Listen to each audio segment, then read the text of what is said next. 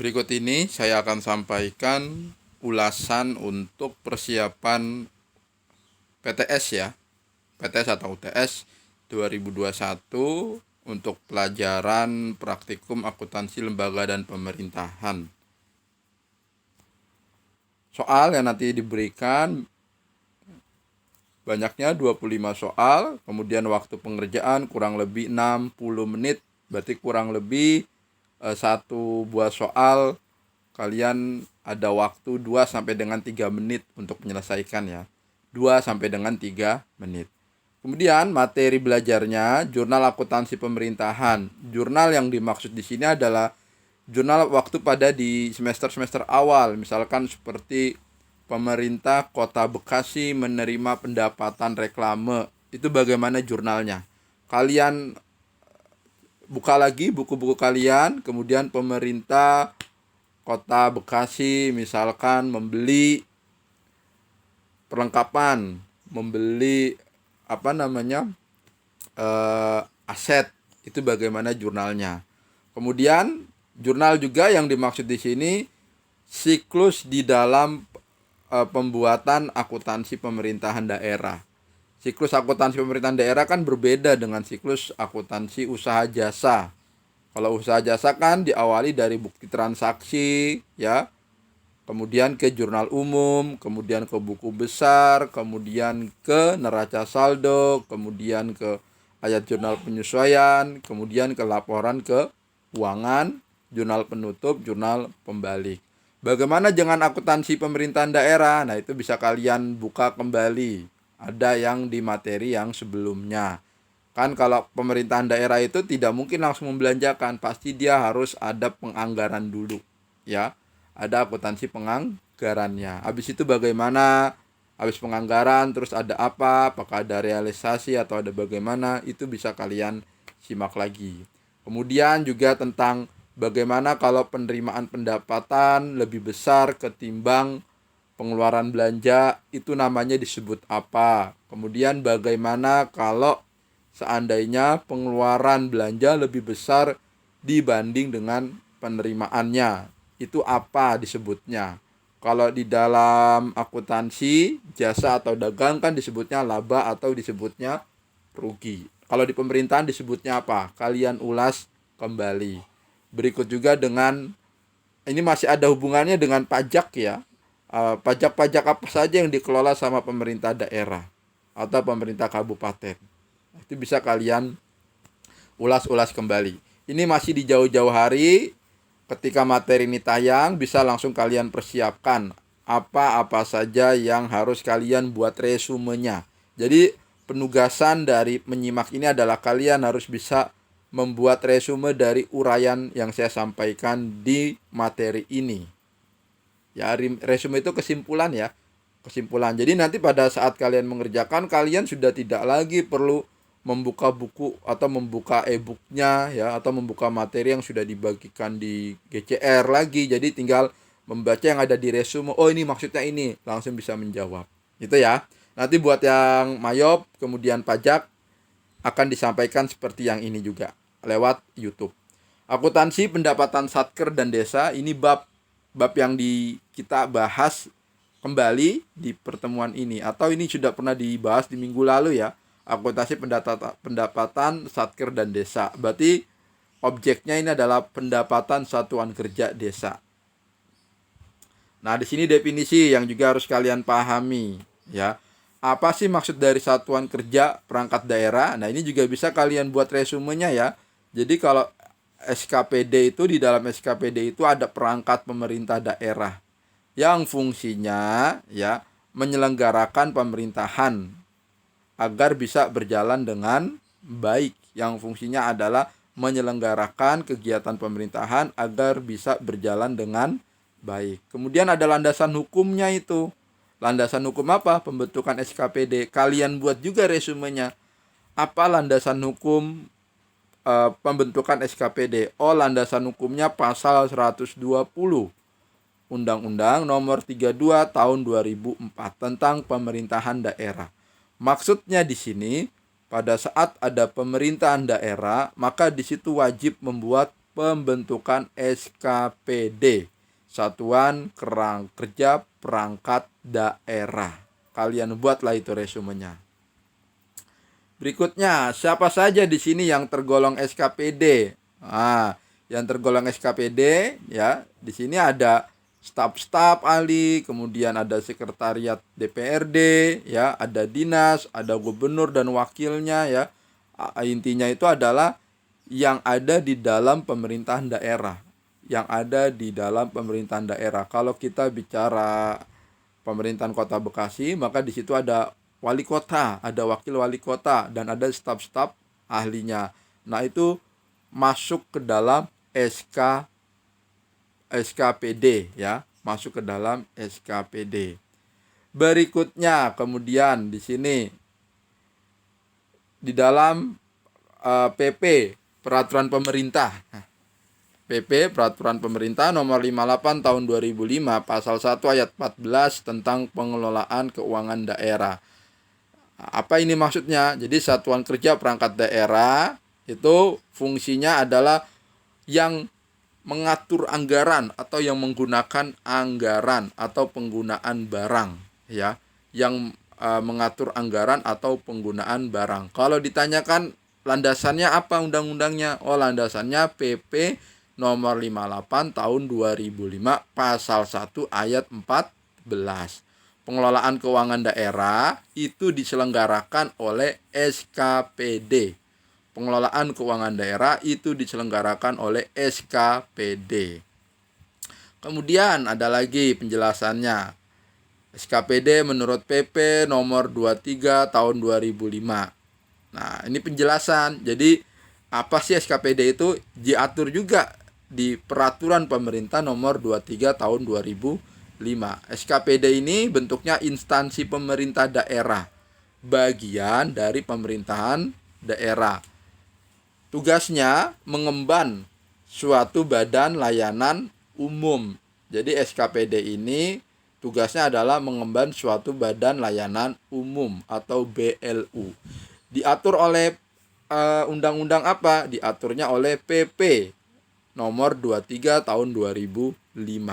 Nah, kemudian ada lagi rinciannya itu ya. SKPD ini bertanggung jawab sama siapa? SKPD bertanggung jawab kepada gubernur, bupati, wali kota ya. Bertanggung jawab kepada gubernur, bupati dan wali kota. Diaturnya di mana? Diaturnya di PP nomor 8 tahun 2006. Berikut beserta aturan-aturan itu. Kalian bisa buat resumenya, kalian bisa membuat penjelasan yang sangat singkat sehingga nanti pada saat ujian kalian tidak lagi bingung membaca. Itu ya. Jadi yang topiknya tentang SKPD, setiap ada penjelasan kalian sertakan PP-nya nomor berapa aja. Berikutnya ini kerangkanya, satuan kerja ya. Ada Satuan Kerja Perangkat Daerah, di dalamnya itu ada dinas, ada badan, ada kantor. Kemudian ada Satuan Kerja Pengelola Keuangan Daerah. Di dalamnya itu ada Bagan Keuangan Setda, Sekretaris Daerah, kemudian ada Badan atau Dinas Pengelolaan Keuangan Daerah. Satuan kerja itu artinya kerangkanya ya. Kerangka yang ada di dalam pemerintahan. Kerangka yang ada di dalam pemerintahan desa. Kemudian berdasarkan PP nomor 24 tahun 2005. Nah, ini standar akuntansi pemerintahan daerah memberikan deskripsi yang cukup jelas mengenai pendapatan. Nah, pendapatan apa sih menurut PP 24 tahun 2005? Pendapatan itu semua penerimaan rekening kas umum daerah yang menambah ekuitas dana lancar. Jadi kalau yang menambah ekuitas dana lancar, berarti di sini apa? Pendapatan. Diatur di PP nomor 24 tahun 2005. Kemudian dan tidak perlu dibayar kembali oleh pemerintah. Dan tidak perlu dibayar kembali oleh pemerintah. Nah, ini definisi dari pendapatan. Kemudian bagaimana dengan yang ada di Permendagri? Permendagri itu Peraturan Menteri Dalam Negeri nomor 13 tahun 2006. disebutkan bahwa pendapatan adalah hak pemerintah daerah yang diakui sebagai penambahan kekayaan bersih. Itu sesuai dengan Permendagri, Peraturan Menteri Dalam Negeri Nomor 13 Tahun 2006. Jadi kalau ada pembahasan soal tentang apa sih bedanya pendapatan di Permendagri Nomor 13 Tahun 2006 dengan pendapatan yang ada di PP Nomor 24 Tahun 2005. Nah, di sini kalian bisa menjelaskannya, ya. Bisa menjelaskannya berdasarkan dengan definisi yang ada di sini. Berdasarkan dua definisi tersebut, bahwa pendapatan merupakan hak pemerintah yang menambah nilai ekuitas dana pemerintah. Artinya setiap pemerintah mendapatkan pendapatan itu akan mempengaruhi akun ekuitas yang ada di neraca. Akan mempengaruhi akun ekuitas yang ada di neraca. Di akun ekuitas itu kan ada modal, ada laba. Nah, pendapatan ini tergolong sebagai laba. Berikutnya,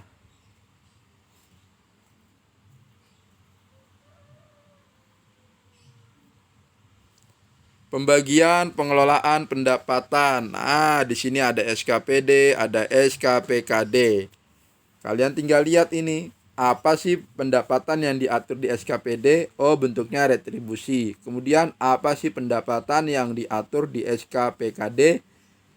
Pendapatan yang diatur di SKPKD itu terdiri dari pajak sampai dengan pembayaran penerimaan. Nah, itu perbedaannya. Kalian langsung bisa membuat resumenya, ya.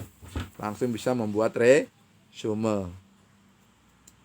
Berikutnya ada pendapatan bagi satuan kerja. PPK SKPD. Ini adalah pembuatan jurnalnya. Ketika ada yang diterima dari SKPD, itu bagaimana jurnalnya? Kas di bendahara pada pendapatan. Kemudian kalau ada penyetoran pendapatan yang diterima sama SKPD, maka jurnalnya bagaimana? Jurnalnya RK. RK itu rekening. PPKD didebit pada kas di bendahara penerimaan. Nah, ini juga bisa kalian simak lagi dan kalian buat resumenya. Pada saat setoran pendapatan tersebut diterima di rekening kas daerah, akuntansi PPKD akan mencatat transaksi penerimaan tersebut dengan menjurnal kas di kas daerah, didebit, dan RK Satker sesuai dengan nama Satkernya. Satker itu apa? Satuan Kerja. Begitu juga dengan di sini, kalau ada pengembalian dari kelebihan pendapatan. Jurnalnya bagaimana? Dibalik. Pendapatannya di debit, RK PPKD-nya di kredit. Nah, itu dibalik. Kemudian pencatatan jurnal yang diterima sama Dinas Kesehatan. SKPD itu kan tadi khusus untuk retribusi, ya. Khusus untuk retribusi. Jurnalnya bagaimana ya? Jurnalnya seperti jurnal yang di sini. Kas di bendahara penerimaan, kemudian di kreditnya retribusi pelayanan kesehatan dan lain sebagainya, itu di bawahnya. Kemudian penerimaan yang diterima oleh PPKD. Apa aja ini yang digolongkan? Oh, pertama pendapatan asli daerah, dana perimbangan, dan lain-lain daerah yang sah. Ini juga wajib kalian simak. Apa bedanya di PP nomor 24 dengan Permendagri nomor 13 tahun 2006? Ya. Di sini tidak ada perbedaan, cuman di sini pembaharuan. Pembaharuan apa artinya? Jadi pada saat tahun 2006 undang-undang tersebut ini disahkannya oleh Permendagri. Jadi ini masuk ke wilayahnya Kementerian Dalam Negeri atau Menteri Dalam Negeri. Kemudian dokumen yang digunakan. Nah, kalau dana perimbangan tuh apa sih dokumennya? Surat tanda bukti transfer pembayaran dari KPPN. Kalau pendapatan daerah yang sah itu apa sih dokumennya? Surat tanda bukti penerimaan. Bukti penerimaan lainnya. Ya, ini ada dokumen-dokumen yang digunakan. Jadi dokumennya tidak hanya disebutnya sebagai kwitansi doang ya. Kemudian ada juga penjurnalannya pada saat penerimaan dana perimbangan. Itu bagaimana jurnalnya? Kas di kas daerah pada pendapatan dana perimbangan. Terus penerimaan pendapatan lain-lainnya, itu bagaimana jurnalnya? Kas di kas daerah atau bank pada lain-lain pendapatan daerah yang sah. Kemudian pengembalian kelebihan pendapatan satker yang dicatat oleh PPK, PPKD. Ya, jurnalnya bagaimana? Kelebihan. Jadi kalau kelebihan pendapatan, misalkan ada keterangan soal bagaimana bentuk kelebihan pendapatan, maka jurnalnya di situ RK SKPD pada kas di kas daerah. Atau pengembalian kelebihan pendapatan. Ada yang bersifatnya terulang dan ada yang bersifatnya tidak terulang. Kalau yang tidak terulang silpa di debit, kas di kas daerah di kredit. Kemudian di sini tentang penjurnalan ya. Jadi kalau ada jurnal pengembalian, maka yang di debit itu adalah pendapatan. Yang di kreditnya adalah kas di kas daerah. Jadi tinggal dibalik aja ya kalau ada pengembalian. Namanya pengembalian kan kalau penerimaannya dari misalkan penerimaan pajak 2 juta ya, berarti kan kas desa pada pajak, pendapatan pajak. Kalau ada pengembalian 1 juta gimana mister? Ya berarti tinggal dibalik. Pendapatan pajak 1 juta, kas di kas daerah 1 juta. Atau kas di kas desa 1 juta. Jadi ini tidak terlalu sulit ya untuk memahami ini. Berikutnya, ini ada contoh transaksi. Kalau ada contoh transaksi, berarti kalian tinggal lihat pembuatan jurnalnya bagaimana. BPKD menerima dana alokasi khusus DAK ya kalau di ini kan. Badan Pengelola Keuangan Daerah. Bagaimana jurnalnya? Nah, ini jurnalnya. Kas di kas daerah pada pendapatan dana perimbangan. Intinya sih kalau jurnalnya itu penerimaan, pasti yang bertambah adalah kas di kas daerah. Tinggal kalian lihat lagi, itu penerimaannya karena apa? Pendapatannya karena apa? Kalau karena penerimaan pajak ya berarti pendapatan pajak. Kalau karena dana perimbangan, dana apa? Alokasi khusus ya atau dana alokasi umum, maka tinggal ditambahkan aja pendapatan dana alokasi umum atau pendapatan dana perimbangan dana alokasi khusus. Begitu juga kalau ada keterangan penerimaan karena bagi hasil, berarti kas di kas daerah di debit, bagi hasil di kredit. Tuh, jadi tidak terlalu sulit untuk memahami ini ya. Berikutnya yang harus kalian simak adalah keakuntansi pendapatan penerimaan desa. Apa aja sih yang dikategorikan pendapatan desa? Nah, di sini penjelasannya, rinciannya, pendapatan asli desa, kemudian alokasi anggaran pendapatan dan belanja negara, bagian hasil pajak daerah dan retribusi, alokasi dana desa, bantuan keuangan dari APBD, hibah dan sumbangan yang tidak mengikat, lain-lain pendapatan desa yang sah. Ini bagian dari pendapatan desa. Ada banyak mister ya.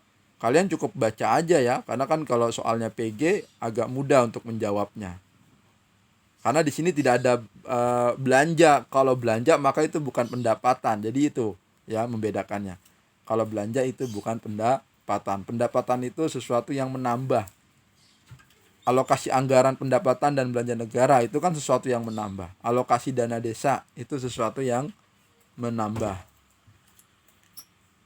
Ini alurnya nih. Alur pendapatan desa dimulai dari pemerintah pusat, Kementerian Keuangan ya, ini memberikan ke perintah ke kabupaten atau kota. Dalam bentuk apa? Dana desa ya, dan juga ada dana bagi hasil desa.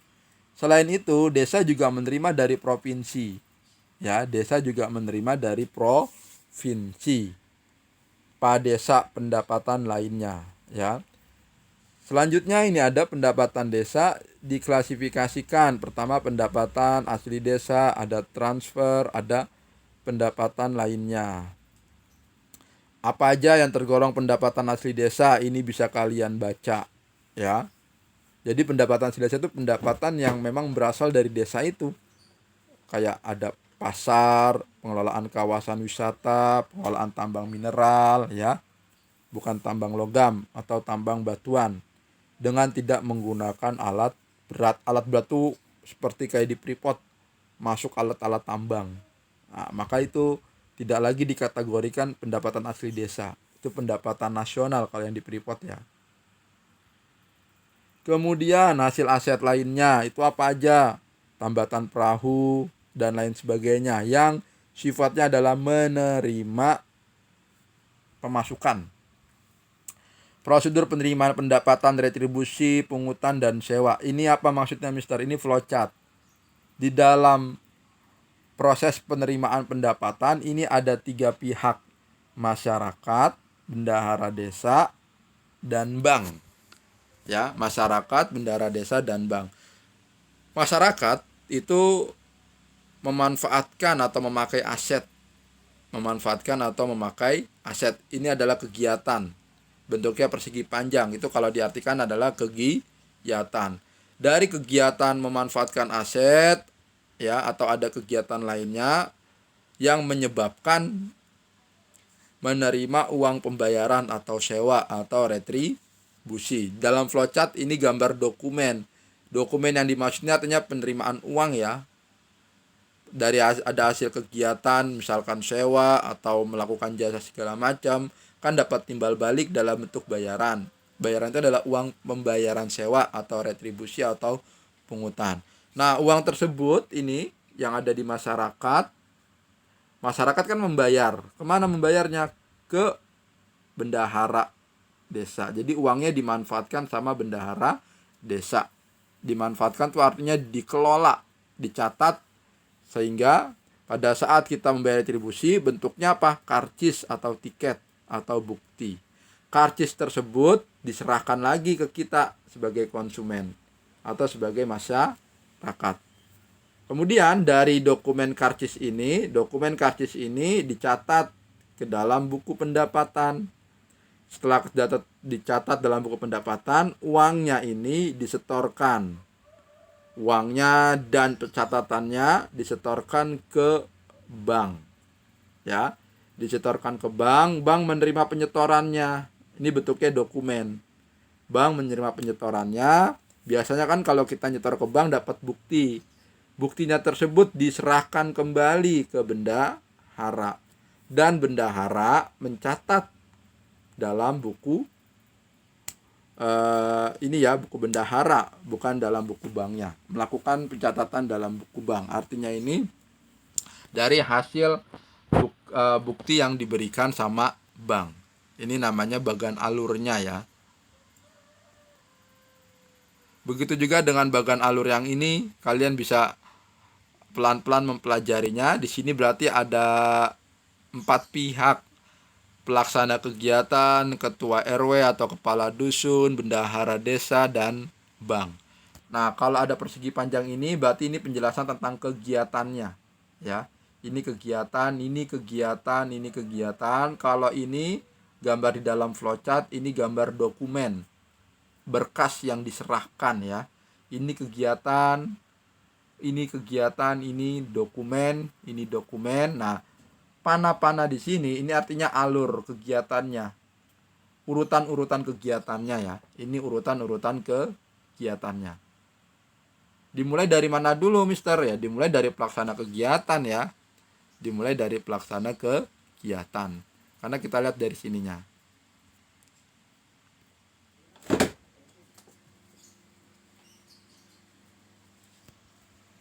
Kemudian ini pendapatan transfer desa itu apa aja? Ada dana desa, alokasi dana desa, sampai dengan bantuan keuangan APBD. Nah, ini flowchartnya juga ini alurnya. Ada 3 pihak, bupati, wali kota atau gubernur. Nah, bupati memberikan keputusan. Keputusan itu kan bentuknya berkas. dan memberikan juga keputusan gubernur. Yang dari keputusan tersebut diserahkan ke bendahara. Kemudian bendahara melakukan pencatatan, pengecekan, ya. Kemudian juga bank memberikan nota transfer ke pihak bendahara. Selanjutnya, dana desa itu apa sih?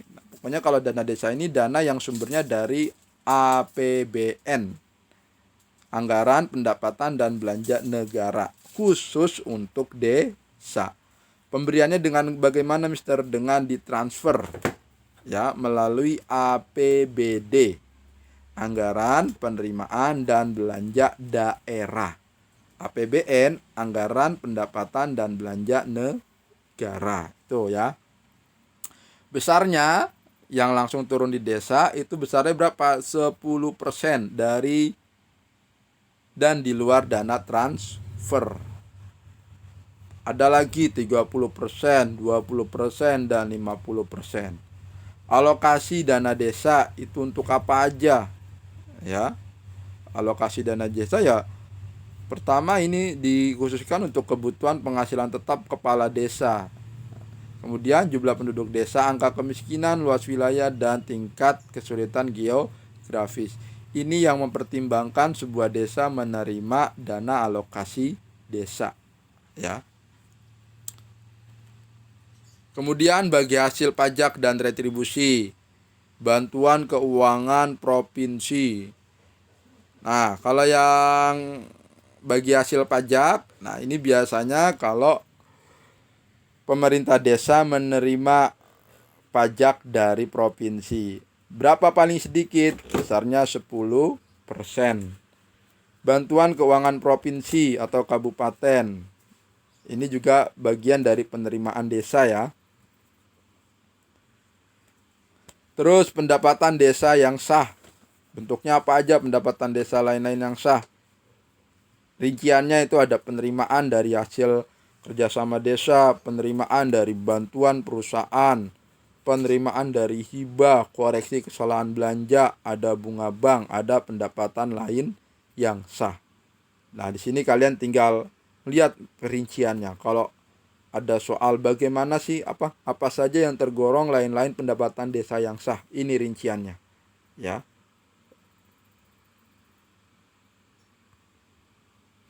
Nah, itu yang bisa kalian simak kembali, kalian ulas kembali, dan materi kita untuk praktikum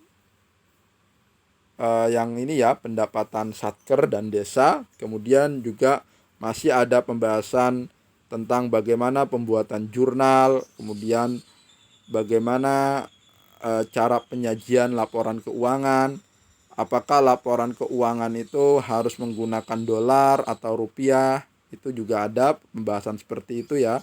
Kemudian bagaimana cara mengelola anggaran desa. Anggaran desa itu dikelola untuk apa sih sebetulnya?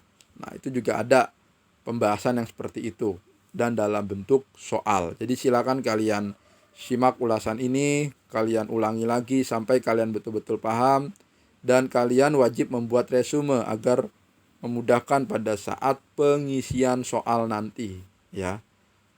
Ini diupayakan jangan ada yang nilainya di bawah 70, nanti agak sulit untuk mengejar nilai yang tertinggalnya. Oke, sekian ulasan dari saya. Kalau ada yang perlu ditanyakan atau ada yang kurang jelas, silakan WA saya.